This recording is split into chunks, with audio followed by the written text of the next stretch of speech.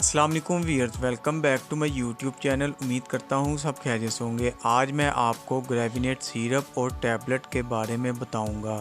Gravinate syrup और tablet की composition में शामिल है डायमेनहाइड्रिनेट।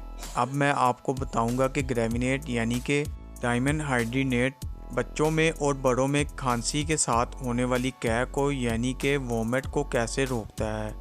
हमारे फेफड़ों की नालियों के इर्द गिर्द और मैदे की बनावट में स्मूथ मसल्स मौजूद होते हैं और इन स्मूथ मसल पर H1 रिसेप्टर भी मौजूद होते हैं। जब भी कोई एलर्जी पार्टिकल इन रिसेप्टर पर अटैक होते हैं तो हिस्टामिन की प्रोडक्शन स्टार्ट हो जाती है और फिर यही हिस्टामिन मैदे और फेफड़ों की नालियों पर मौजूद स्मूथ मसल्स में खिंचाव पैदा करते हैं, जिसकी वजह से खांसी पैदा होती है और साथ ही कैं वाली हालत पैदा हो जाती है। तो इस मौका पर ग्रेविनेट सिरप या टैबलेट दी जाती है, क्योंकि ग्रेविनेट की कंपोजिशन में शामिल डायमेनहाइड्रिनेट एक बेहतरीन H1 रिसेप्टर ब्लॉकर है, जिसकी वजह से हिस्टामिन का इखराज बंद हो जाता है और फिर खांसी में कमी आती है और कैं वाली हालत भी ठीक हो जाती है। ग्रेविनेट की बच्चों में और बड़ों में राइट डोज क्या होगी, क्या प्रेग्नेंट ख़वातीन इस्तेमाल कर सकती हैं, ये अब मैं आपको बताऊंगा। बच्चों में ग्रेविनेट सिरप की राइट डोज होगी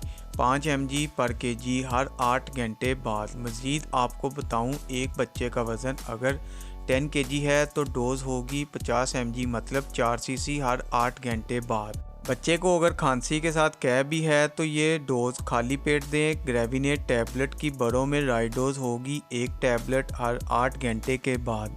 अगर खांसी के साथ कैं भी आ रही है तो डोज़ खाली पेट इस्तेमाल करें और प्रेग्नेंट ख़वातीन इस टैबलेट का इस्तेमाल नहीं कर सकती। वीडियो अच्छी लगे तो वीडियो को लाइक और शेयर ज़रूर करें।